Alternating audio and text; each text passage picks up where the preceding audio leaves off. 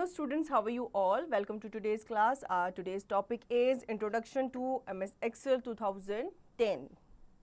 Microsoft Excel 2010 is an electronic spreadsheet program of Microsoft Office 2010 suite. It is one of the most popular Windows-based spreadsheet application which is used for storing data and performing mathematical calculations. It provides spreadsheet facilities to store data in tabular form, i.e. in rows and columns. The spreadsheet which is created on computer is called electronic spreadsheet.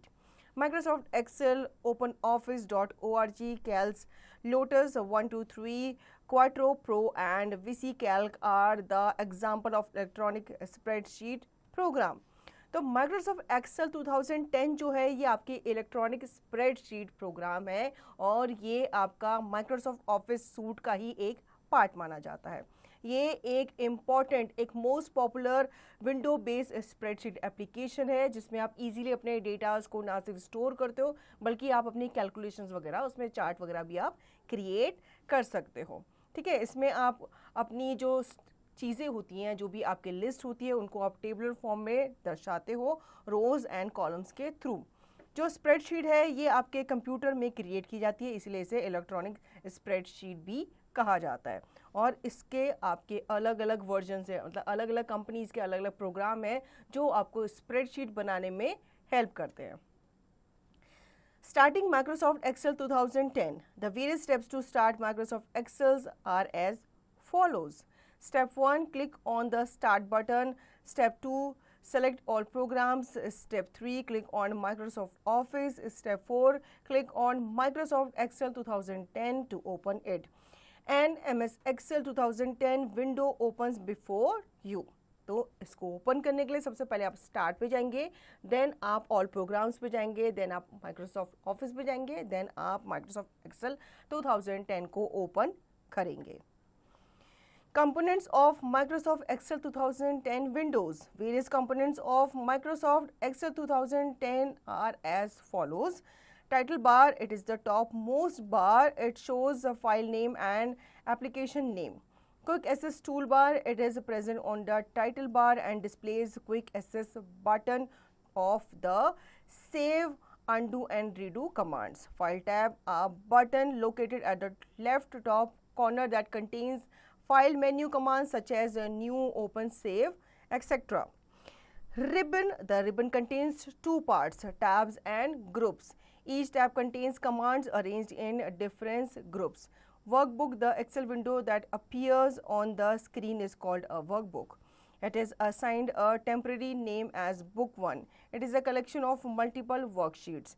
There are 3 worksheets by default in a workbook with the names Sheet 1, Sheet 2 and Sheet 3. An Excel file or worksheet is stored with extension .xlsx.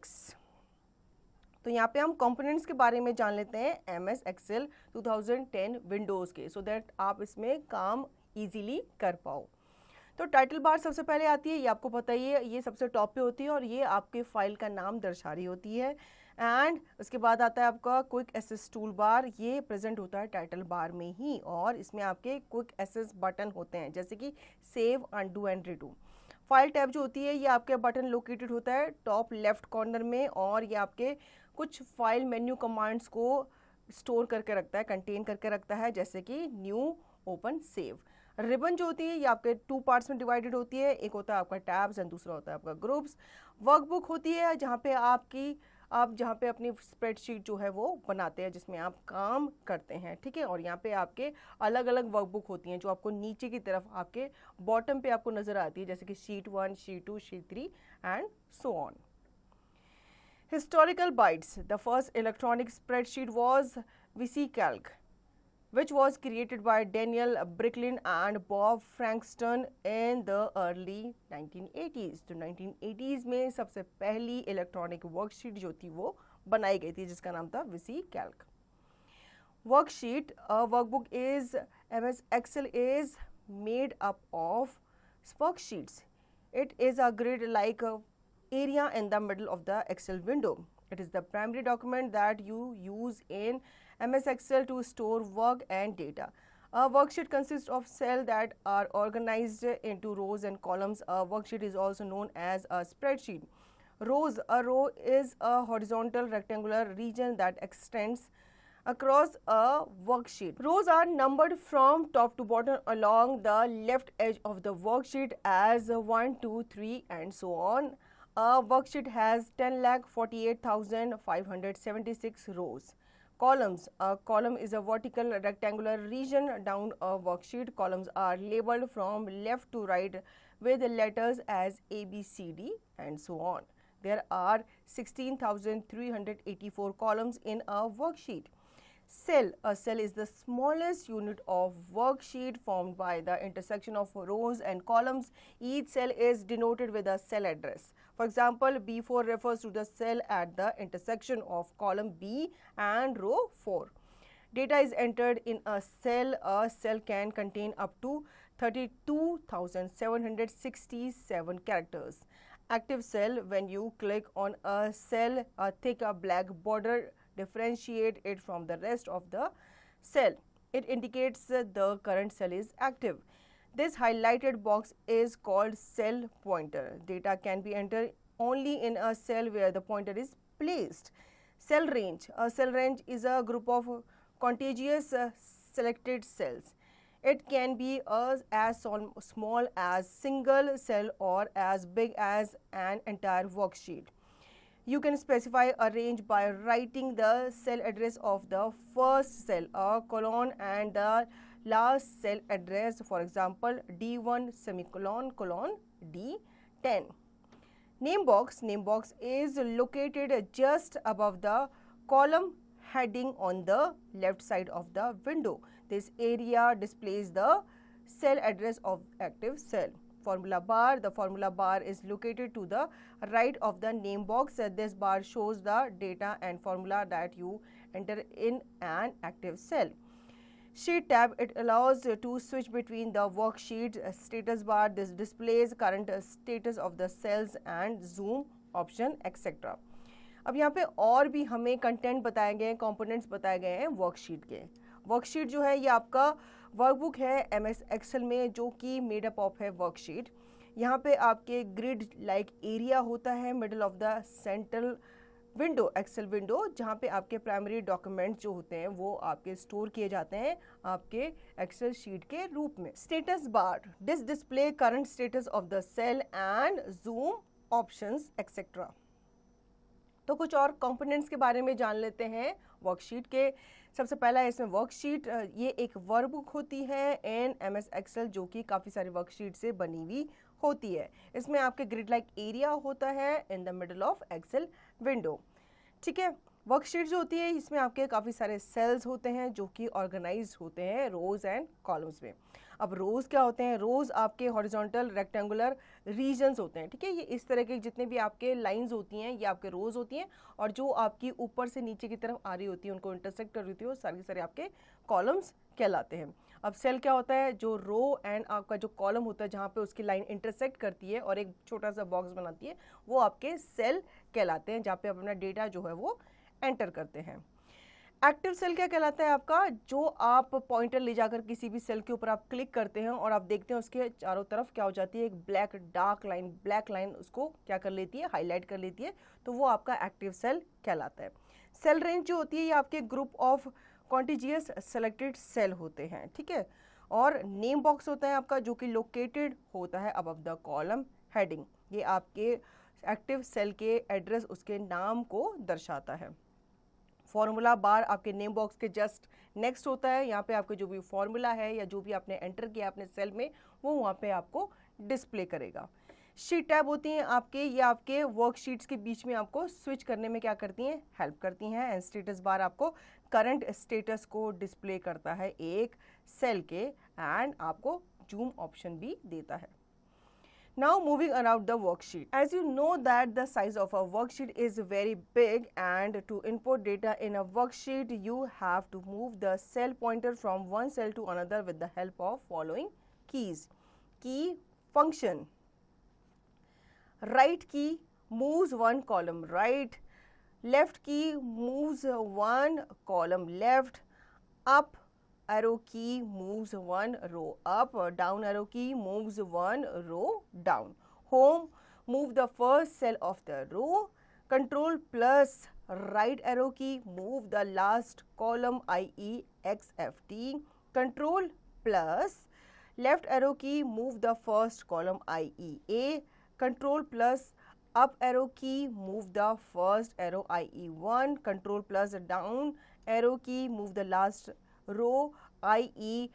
10,48,576. Control plus home, move the cell A1. Control plus and move the last used cell in worksheet.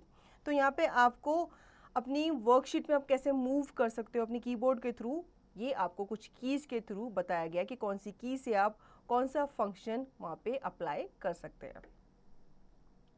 Working with a workbook. You can create a workbook by entering data into worksheet. While working on a workbook, you may also need to save it. Creating a workbook. Follow the given steps to create a new workbook. Step 1, click on the File tab button. Step 2, click on New option. Step 3, choose the blank workbook from the available templates. Step 4, click on Create button. A new workbook will be created. अब हम जान लेते हैं कैसे हम workbook के साथ काम कर सकते हैं, कैसे हम वर्कबुक को क्रिएट करेंगे सबसे पहले, ताकि हम उसमें अपना डेटा जो है वो एंटर कर सकें. तो यहाँ पे हमें कुछ स्टेप्स दिए गए हैं. सबसे पहले आपको फाइल टैब बटन पे क्लिक करना है, देन आप न्यू ऑप्शन पे जाएंगे, देन आप चूज़ करेंगे ब्लैंक वर्कबुक, क्योंकि जो ऑलरेडी बनी हुई वहाँ पे वर्कबुक होगी, फिल्ड वर्कबुक होगी, आप उसमें काम नहीं कर पाएंगे. तो आपको न्यू अगर डॉक्यूमेंट बनानी है, न्यू वर्कशीट बनानी है, तो आपको ब्लैंक वर्कबुक ही चाहिए होगी. इसके बाद आप क्लिक करेंगे क्रिएट बटन पे, तो न्यू वर्कबुक जो है वो आपके सामने क्रिएट हो जाएगी. Now entering data. To enter data in a cell, move the cursor to the desired cell and click once.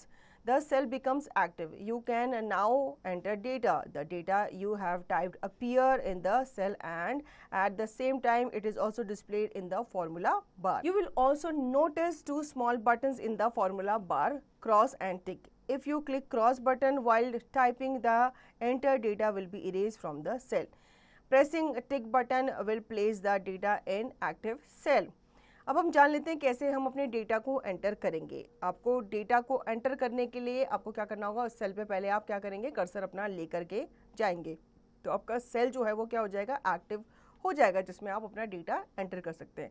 जैसे जैसे आप अपने सेल के अंदर डेटा एंटर करेंगे, आप देखेंगे ऊपर जो फॉर्मूला बार है वहाँ पे भी आपका जो सेम जो आप टाइप कर रहे हो वही चीज़ आपको नज़र आएगी.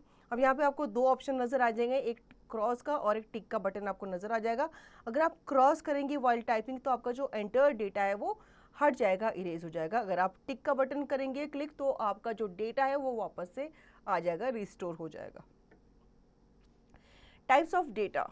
Only 3 kinds of data can be entered in an Excel workbook. Number or numeric data, numbers from 0 to 9 and symbols like exclamation mark, @ sign, plus, minus, question mark and percentage are numeric data. By default, the numbers entered into a cell will be right aligned. Text or label data, numbers, alphabet and even spaces that can be entered into the cells of MS Excel come under the text data. By default, entered text will be left aligned.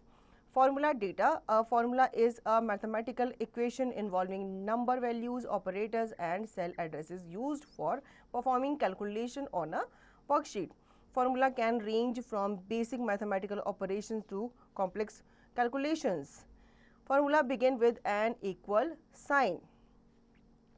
अब आप किस तरीके के data को अपने Excel sheet में enter कर सकते हैं, तो आप 3 टाइप्स ऑफ डेटास को इसमें एंटर कर सकते हैं. पहले होते हैं आपके नंबर और न्यूमेरिक डेटा. ठीक है, नंबर आप 0 to 9 इसमें फिल कर सकते हैं, न्यूमेरिक आप कुछ सिंबल्स यहाँ पर दिए गए ये आप फिल कर सकते हैं. बाय डिफ़ॉल्ट जो आपके नंबर्स होते हैं जब आप टाइप करते हैं तो वो लेफ्ट साइड में क्या हो जाते हैं, अलाइन कर दिए जाते हैं. अब आप टाइप कर सकते हैं टेक्स्ट और लेबल डेटास को, आप इसमें अल्फ़ाबेट्स वगैरह टाइप कर सकते हैं, ठीक है। फार्मूला डेटा जो होते हैं, ये फार्मूला जो होते हैं ये आपके मैथमेटिकल इक्वेशंस होती हैं। सपोज कभी कभी हमें क्या करना होता है, वहाँ पे कैलकुलेशंस वगैरह भी करनी होती है, कुछ बड़ी कैलकुलेशंस होती है जिसमें हमें फार्मूला वगैरह भी इंक्लूड करना पड़ता है, अप्लाई करना पड़ता है, तो वहाँ पे आप फार्मूला लगाएंगे। फार्मूला जो आपका वहाँ पे बार होता है वहाँ पे आप लगा सकते हैं इन्हें इक्वल टू साइन के साथ। Saving a workbook. Follow the given steps to save a workbook. Step 1, click on the File tab. Step 2, click on Save option. The Save As dialog box appears. Step 3, type the name of the workbook in the file name box. Step 4, click on Save option. Tip Ctrl+N, create a new workbook. Ctrl+S, save the workbook. अब यहाँ पे हम अपनी workbook पे हमने काम कर लिया, उसे हम सेव करना सीखेंगे। तो और आपकी जो MS डॉक्यूमेंट है या दूसरे फाइल की तरह है, आप इसे भी फाइल टैब पे जाकर सेव ऑप्शन पे जाके आपके सामने सेव एज डायलॉग बॉक्स आ जाएगा। यहाँ पे आप अपने फाइल का नाम टाइप करेंगे और फिर आप सेव कर देंगे उसे, सेव बटन पे क्लिक करके। ये आप शॉर्टकट तरीके से भी कर सकते हैं। अगर आपको न्यू वर्कबुक बनानी है तो आप Ctrl+N प्रेस करेंगे, अगर आपको अपनी वर्कबुक को सेव करना है तो आप Ctrl+S करेंगे। Closing a workbook. To close a workbook, click on the File tab and select Close option. Working with a worksheet. Adding a new worksheet. Follow the given steps to add a new worksheet. Step 1, select the sheet before you want to place new worksheet. Step 2, right click on the Sheet tab and select the Insert option. The Insert dialog box appears. Step 3, select the Worksheet option and click OK, or you can click on the Insert Worksheet icon present next to the end of Sheet 3. Tip to insert a new worksheet, press Shift+F11 की। आपको अगर अपनी workbook को close करना है तो उसके लिए भी आप फाइल टैब पे जाएंगे, देन आप क्लोज ऑप्शन पे जाएंगे और आपकी फाइल जो है क्लोज हो जाएगी। Now working with a worksheet, इसे हम जान लेते हैं। सबसे पहले हम जानेंगे कैसे आप न्यू वर्कशीट को ऐड कर सकते हैं। आपको शीट को सेलेक्ट करना है सबसे पहले, जिसके पहले आप न्यू वर्कशीट को ऐड करना चाहते हैं। उसके बाद आप राइट क्लिक करेंगे शीट टैब पे एंड देन आप सेलेक्ट करेंगे इंसर्ट ऑप्शन पे। इंसर्ट डायलॉग बॉक्स अपीयर हो जाएगा और आपको सेलेक्ट करना है वर्कशीट ऑप्शन को, देन आप क्लिक करेंगे ओके पे, या फिर आप इंसर्ट वर्कशीट आइकन पे क्लिक कर सकते हैं। तो इससे भी आपकी जो शीट है वो इंसर्ट हो जाएगी next to the end of sheet 3 tab. अब यहाँ पे आपको टिप भी दी गई है कि आप Shift+F11 जो आपकी फंक्शन की होती है उसको भी आप प्रेस करके आपकी जो वर्कशीट है उसे ऐड ऑन कर सकते हैं। Now renaming a worksheet, follow the given steps to rename a worksheet. Step 1, right click the sheet tab you want to rename. From the shortcut menu, select from option rename, it will be highlighted. Step 2, type a new name and press enter key. अगर आप अपनी worksheet को नया नाम देना चाहते हैं, उसको रीनेम करना चाहते हैं, उसका पुराना नाम आप रिप्लेस करना चाहते हैं, तो सिंपली आप शीट टैब पे राइट क्लिक करेंगे जिसे आप रीनेम करना चाहते हैं। देन शॉर्टकट मेन्यू में से आप रीनेम को सेलेक्ट करेंगे, आप वहाँ पे अपना नाम एंटर करेंगे, जो भी नाम आप उसको उस शीट को देना चाहते हैं, देन आप एंटर की को प्रेस करेंगे। Now removing a worksheet, follow the given steps to remove a worksheet. Step 1, place the mouse pointer on the worksheet tab that you want to delete. Step 2, right click on the worksheet tab and select the delete option. अब आप कोई worksheet को delete करना चाहते हैं तो आप अपना माउस पॉइंटर उस वर्कशीट टैब पे लेके जाएंगे जिसे आप डिलीट करना चाहते हैं, देन आप राइट क्लिक करेंगे और राइट क्लिक में जो मेन्यू होगा उसमें से आप डिलीट ऑप्शन को सेलेक्ट कर लेंगे। Now selecting cells in a worksheet. Selection of cells is a fundamental operation in MS Excel. Selection can be made in any of the following ways. To select action, a cell, position mouse pointer on the cell that you want to select and click on it. A row, click on the row heading or press Shift plus space bar. A column, click on the column heading or press Ctrl plus space bar. Entire worksheet, press Ctrl plus A or click the select all button located on the top of first row heading. Adjacent row column, select the first row column, then hold down the shift key and click on the row column heading of the last row column heading of the last row column of the selection. Non-adjacent rows columns, click the first row column, then hold down the control key and click on the other rows columns for selection.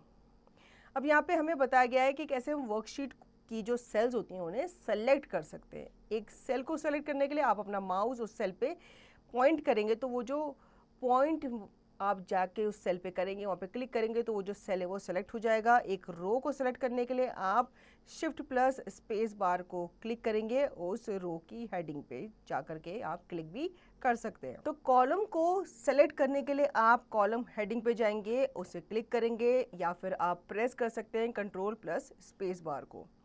Entire worksheet को select करने के लिए आप अपने keyboard से control plus ए को press कर सकते हैं या फिर आप सेलेक्ट ऑल बटन को भी क्लिक कर सकते हैं.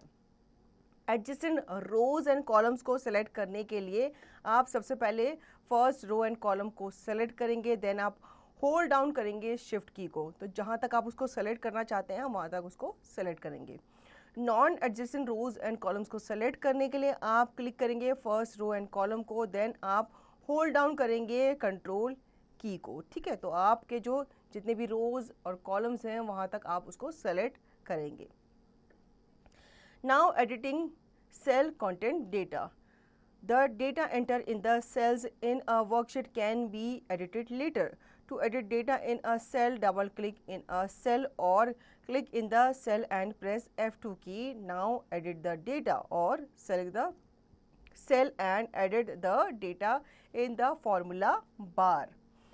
सेल को एडिट करने के लिए कभी कभी क्या होता है, हमें कोई डेटा डिलीट करना होता है या एडिट करना होता है, तो हम क्या करेंगे, जो भी हमारे सेल हैं, हमारे जो जितने भी आपके सेल हैं जो आप एडिट करना चाहते हैं उनको आप क्या करेंगे, एडिट करने के लिए आप उस पर डबल क्लिक करेंगे और आप वहाँ पे अपना जो टेक्स्ट है उसे टाइप कर सकते हैं, या फिर आप क्लिक करेंगे इन द सेल एंड आप फिर प्रेस करेंगे F2 जो आपकी फंक्शन की है.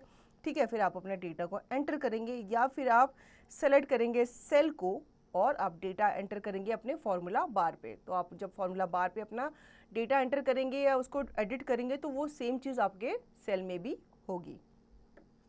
Remember to delete the data in a cell, press the backspace और डिलीट की. कोई आपको डेटा डिलीट करना है अपने सेल से तो आप सिंपली क्या कर सकते हैं, वहाँ पे अपना कर्सर ले जा करके आप सिंपली बैकस्पेस और डिलीट की भी प्रेस कर सकते हैं. आपका जितना भी आपका डेटा होगा उस सेल के अंदर वो डिलीट हो जाएगा. Using AutoSum feature. The AutoSum feature provides an easy and quick way to calculate the sum of the following in a range of cells. The steps to use this feature are as follows. Step 1. Click on the empty cell after the last entry of the range of cells. Step 2. Click on AutoSum button on the Home tab. The formula for the sum of a range of numbers above it will appear in the active cell. Step 3. Press the enter key to display the sum. अब आप auto सम feature को कैसे apply कर सकते हैं. Auto सम feature जो होता है ये आपको easy and quick way apply आपको प्रोवाइड करता है ताकि आपने सम को आप कैलकुलेट कर सको और उनकी जो वैल्यू है उनको सेल में दिखा सको. तो यहाँ पे कुछ स्टेप्स हमें दिए गए हैं कि कैसे हम इस फीचर को यूज़ कर सकते हैं. आपको एम्प्टी सेल पे क्लिक करना है, ठीक है, जो आपके last entry of the range of the cell के बाद. देन आपको क्लिक करना है ऑटो सम बटन पे ऑन द होम टैब. आपका जो फॉर्मूला है उस सम ऑफ रेंज के लिए वो वहाँ पे अपीयर हो जाएगा. देन आपको प्रेस करना है एंटर की को to display the sum. Using autofill feature. Autofill is a special feature of MS Excel that allows us to enter a predefined series of data such as a sequence of numbers, names, dates and so on in a worksheet. Follow the given steps to use autofill for filling a number sequence. Step 1. Enter the first two numbers of the series manually into the adjacent cells as shown and select both the cells. Step 2. Drag the autofill handle to enclose the cells you want to fill with the number series. Step 3. Release the mouse button. The enclosed cells will get filled with the desired number series. अब आप autofill feature के बारे में जान लेते हैं. Autofill एक special feature होता है MS एक्सेल का जो कि आपको pre defined series of datas को एंटर करने में क्या करता है, हेल्प करता है. ठीक है, ये आपका टाइम भी बचाता है और आपकी जो कैलकुलेशंस है उसे भी ये इजी बनाता है. तो पहले हम जान लेते हैं इसके स्टेप बाय स्टेप। आपको एंटर करना है first 2 numbers of the series को मैनुअली, ये आप खुद से टाइप करेंगे इनटू एडजेसेंट सेल, ठीक है। उसके बाद आप ड्रैग करेंगे ऑटोफिल हैंडल को टू इंक्लोज द सेल जिनमें भी आप उस नंबर ऑफ सीरीज को फिल करना चाहते हैं। फिर आप माउस बटन को रिलीज करेंगे तो जो इंक्लोज सेल है वो आपके डिजाइन नंबर सीरीज के साथ फिल हो जाएंगे। Note, similarly, we can fill a range of cells with any predefined series of weekdays, month names, and so on. Here, however, we need to type only the first item of the series. The rest of the item will automatically be generated as we drag the fill handle. इसी तरीके से आप अपने range of sales में pre defined series of weekdays, month, name and so on को भी आप क्या कर सकते हैं, वहाँ पे फिल कर सकते हैं, ठीक है। इसके लिए आपको first item of the series को लिखना है और फिर रेस्ट ऑफ द आइटम जो है वो अपने आप ही वर्टिकली वहाँ पे जनरेट हो जाएंगे जैसे जैसे आप उस फिल हैंडल को ड्रैग करके नीचे लेके जाएंगे। जैसे आपने फर्स्ट सेल में संडे लिख दिया तो आप उसको ड्रैग करके लेके जाएंगे नीचे तक, तो उसके बाकी के डेज ऑफ वीक वहाँ पे ऑटोमेटिकली फिल हो जाएंगे। Exiting cell Excel 2010। After you complete all your work, you need to close the Microsoft Excel. To close or exit Excel 2010, click the close button on the title bar. अब simply आप अपने Excel जो आपकी sheet है उसे आप close कर सकते हैं जब आपका वर्क जो है वो कंप्लीट हो जाएगा। उसके लिए आपको जो आपका क्लोज बटन आपके टाइटल बार में नजर आता है कॉर्नर पे, उस पर आप क्लिक करेंगे तो आप वहाँ से एग्जिट हो जाएंगे। Let us rewind. Microsoft Office Excel 2010 is a spreadsheet program used for store and analyze numerical data. A file in Excel is called a workbook. Each workbook by default has 3 worksheets. Worksheet is a collection of cells formed with the intersection of horizontal rows and vertical columns. Rows are numbered as 1, 2, 3, so on. 10,48,576, whereas the columns are labeled as A, B, C, so on, AA, AB, ... XFD. 3 types of data can be entered in Excel worksheet: text, number, and formula. In MS Excel spreadsheet, data is entered in the cells. Cell address is column name followed by row number, for example B7. The AutoSum feature is a very simple way of finding the sum of the numbers entered in a worksheet. The autofill feature fills data or a series of data into a selected range of cells in a worksheet. So children, I hope you understood the chapter very well. Now you can revise the chapter and practice the given exercise by yourself.